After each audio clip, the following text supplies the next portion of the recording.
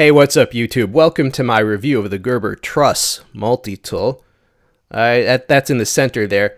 Now on the left, for size comparison, is my beloved Leatherman Super Tool 300. As you can see, the Super Tool is a bit longer than the Truss, but the Truss gets wider, especially towards the ends of the handles. Also next to the Truss is the older model of the Gerber suspension.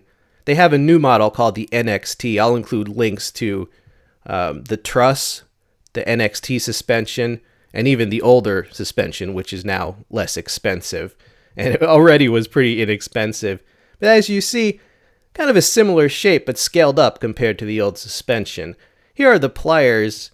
The Truss is on the left, and as you can see, they look pretty similar to me. I don't know if they're 100% the same, but just eyeballing it, yeah, the new pliers look just the same as the old suspensions. Alright, the lock on this thing. To disengage the lock, just slide that down. All the tools that fold out, they all lock. So when you unfold a tool, that notch rests against a ridge and the lock engages, and there's actually a metal piece that slides up behind the partial tang to prevent it from closing. All the tools can open without opening the pliers. All right, and you see those are all the notches there. It also has one-handed opening for 4 of the tools. All right, the 2 blades, the saw, and the scissors. All right, one thing I did notice, the opening slots were not as sharp as they should be. I don't know if they rounded them on purpose for some reason or if they just didn't make them sharp, but I noticed it was easier. The one-handed opening on the old suspension was definitely a bit easier, less slippery. Now this has a few more tools than the newest model of the suspension. It's kind of like a deluxe suspension NXT. Alright, so what does it have? Plain-edged blade. It's got a screwdriver with a ruler on one side, and it's got a file on the other. More of an afterthought there, right? It's got, they call this the awl, but notice it does not have a sewing eye, so its purpose is to pierce leather, but you can also use it as just a scraping tool. Alright, you got a can opener or bottle opener, and at the end of that is another flathead screwdriver. And of course you've got the scissors. And those scissors are very similar to the scissors on my old Gerber suspension. It has that like thick wire as the spring. We'll test those out. We'll test all this stuff out. All right, here's the serrated blade, fully serrated, and you got the large flathead screwdriver with a wire stripper. I wish it was a real stripper, but no, just kidding. All right, that's the cross screwdriver, and you saw the wood saw. The cross is also called a Phillips, at least in the US of A. Here's the pliers. That you got the needle nose portion, the wider portion, and of course the wire cutters, which are non-replaceable. Alright, doing stuff with all the little implements. Here's the wood saw. It works pretty well. Speaking of multi-tools, if you went just by YouTube, like if you landed from another planet and only watched YouTube, you would have the false conception that like every blue-collar worker has a Leatherman Surge or Leatherman Charge. But that is really not the case, and the reason that that's not the case is because if you work with full-size tools, like let's say you're a mechanic and you have a whole garage full of full-size tools, you're not reliant on multi-tools nearly as much as the guy who only carries the multi-tool. So a lot of blue-collar workers will have an inexpensive multi-tool simply because they're not very reliant on it. They're only using it for like the quickest jobs that they don't want to walk 20 feet to get the real tool. Alright, there you see my handiwork. The 2 notches. The wood was kind of gnarly and weathered, and the saw did well on that task. Alright, a little bit on the blade, the plain-edged blade. How sharp did it come? Well, it came sharp enough to work some wood, as well as sharp enough to slice up, let us say, meat or organic matter, your lunch, vegetables, whatever. But it did not come like paper slicing sharp. But as you can see, still sharp enough to work wood. Although for this particular task, like making this notch, it just would have been much easier to use your bushcraft fixed blade, like my Mora bushcraft. Alright, so because that wood was kind of hard. It's like a lot harder than wood that you would whittle something with. Alright, but nonetheless, you can see it can make very thin little shavings off that wood. But yeah, I would recommend sharpening it a bit. Another use of this saw, you can use it as a striker. Alright, so there I was just showing how many sparks it throws. And to actually start the fire, I find it more useful to put it like right up against it like I did. Sorry for that airplane noise, by the way. I don't know if you can hear that. But yeah, for bushcrafters out there, you can use it to strike a fire steel. Now, the new suspension does not have the wood saw, by the way. Alright, the awl. The awl without the sewing hole. I didn't have any leather to punch, but this old bike tubing, which I use to make ranger bands and grips also, will suffice for our victim. Yeah, so you can basically shank things with it. It's a puncturing and piercing tool. Right, but one thing I didn't like about this, most awls can be used as a reamer, right, which is like a hand drill. Alright, there you see me drilling a divot with like the tip, which you could just do just as easily with a knife tip. And you can drill a shallow divot with this, but because the way they've ground it, it's not ground flat on one side the way a reamer is, which is the whole reason that a reamer can widen out a hole and bore a hole. So there's this shallow divot, but yeah, I don't know why they ground their awl this way. I will show you a close-up. Alright, but a lot of people don't care about reamers and awls, but I do. Alright, so you see that. It's ground on both sides, which definitely makes it less good for reaming out a hole. That sounded dirty. Get your minds out of the gutter. But yeah, it does not work very well at all as a reamer. There's a screwdriver, the cross as they're calling it. We're going to screw around, get it, screw around, with screw on the handle on my Kershaw Camp 12. One thing that's good about this is the reach that they're giving you on the Phillips Z. It can unscrew, but wait, not only can it unscrew, but it can screw in as well. Just kidding.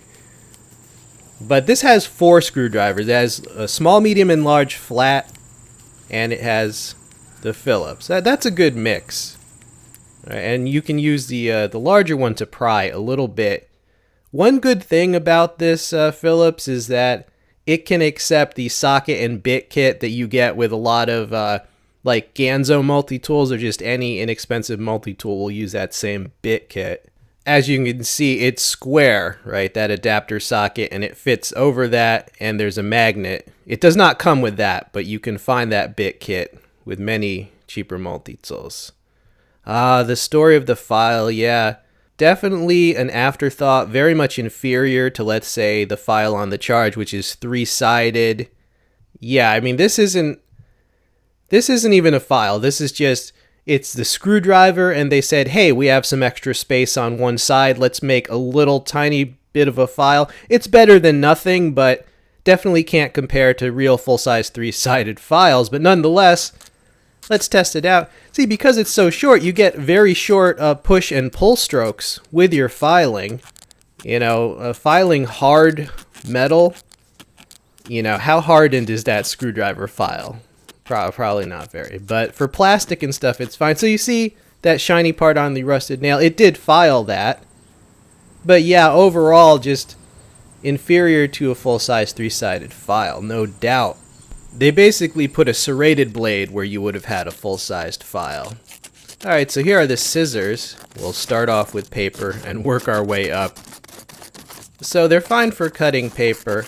If you work at an office or something and you're only going to cut paper, the scissors are fine. By the way, this multi-tool is now the same price as the Leatherman Wingman. Right, so even if I criticize some parts of it, remember, you always have to consider price, and the price on this is very competitive. I mean, you know, just compare it to the Wingman. I'd rather have this. Here's some cardboard, kind of thick. It can cut the cardboard, but I have to apply a lot of force, both like, you know, closing force on the scissors, as well as kind of pushing it through to get through the cardboard. But nonetheless, it can handle the gnarly cardboard. Scissors are very hard to get right on a multi-tool. I've seen many multi-tools stumble in that area. Alright, for comparison, I'm going to show you what Victorinox scissors do to paracord. They totally dominate it.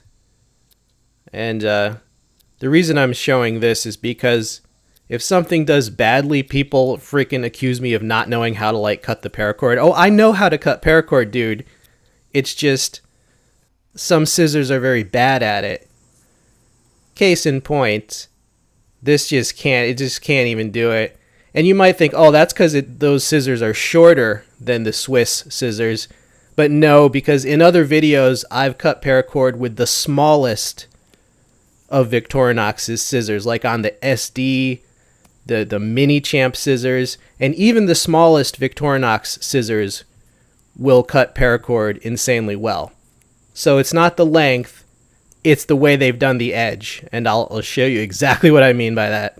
Alright, check out the edge on the Victorinox versus on the Gerber. On the Victorinox, look at the geometry there, how that edge is ground. A lot smaller angle compared to... Now look at that, that's almost flat on the Gerber. I mean, it's just so flat and blunt. It's no secret why the Victorinox can go through material better, whereas the Gerber, pretty much, it's good for paper, it can do some cardboard with force, but yeah, why do you think Gerber went with that type of edge? Was it just easier? Was it cost saving? Did they just not care? You know? Or was it for strength? Were they afraid that, like a thinner edge, were they afraid that it would chip or something? I don't know. You know, Fiskars owns Gerber, and Fiskars sells a lot of scissors. But this truss is made in China, so I don't know, did Fiskars make these scissors or tell China to make them that way? I don't know, but they're definitely suboptimal. Here's the sheath that this came with. And as you can see, it's got an overflap with Velcro closure, and it's got both horizontal and vertical belt loops. Alright, so it's an alright sheath.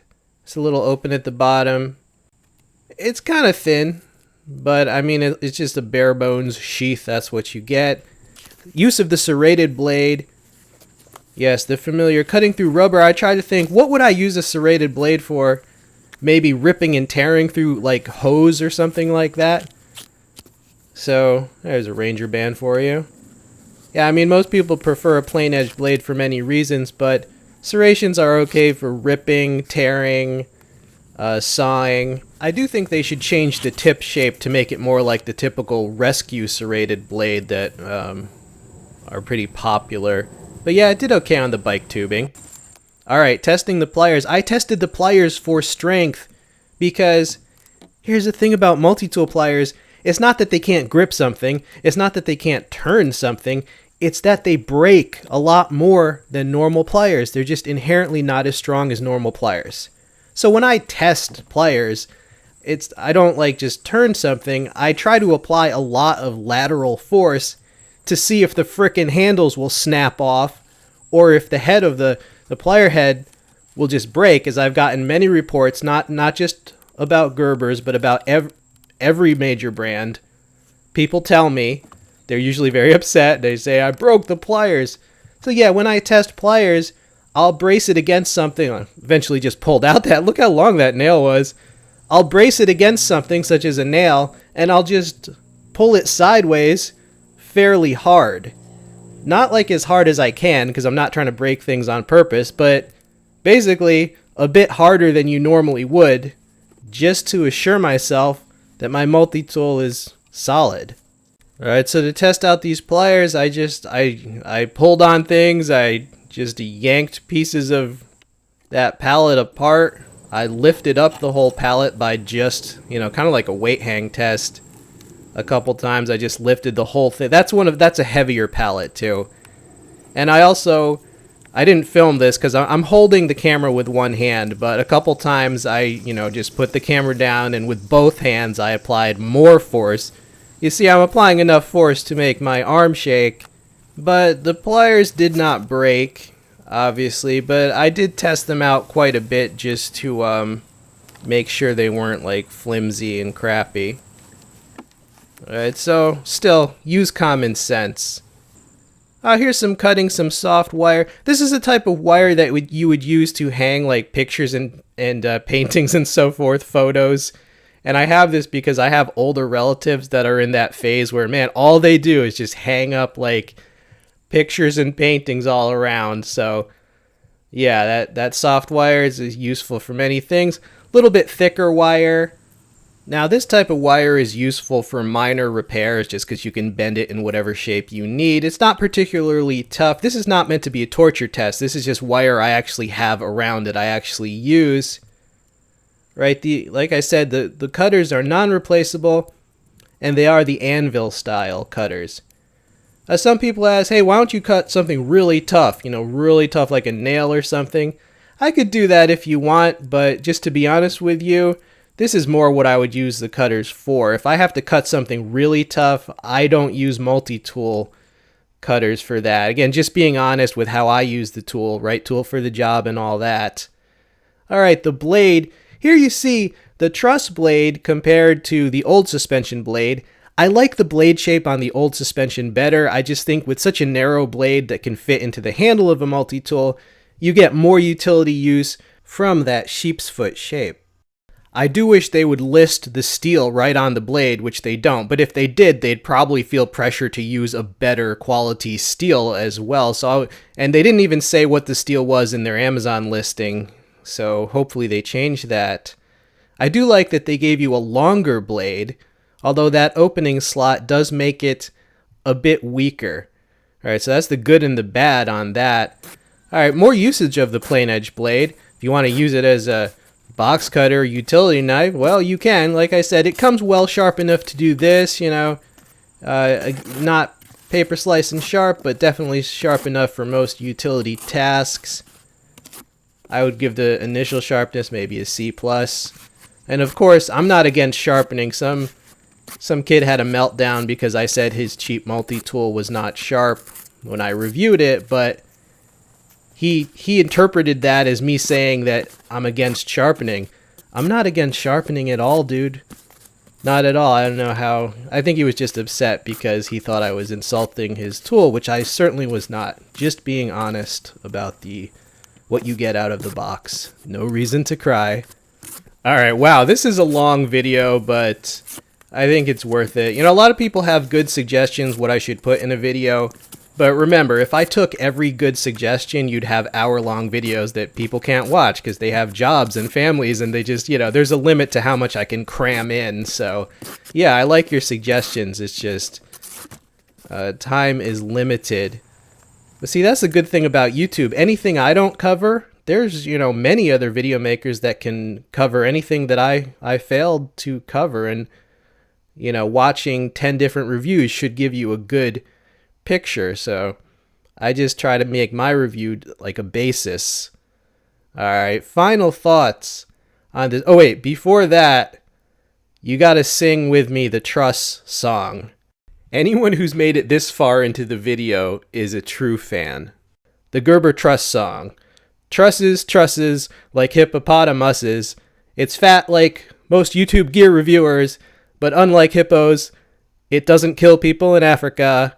Okay. Oh, by the way, I'm not dissing on reviewers. We're all a little chunky just because we spend 20 hours a week frickin' emailing and editing. It's just not good for your waistline, dude. Just being honest.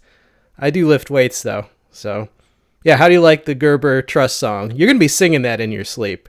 Alright, final conclusions. I was a bit critical on this, especially the part about the scissors and the file, but don't let that fool you.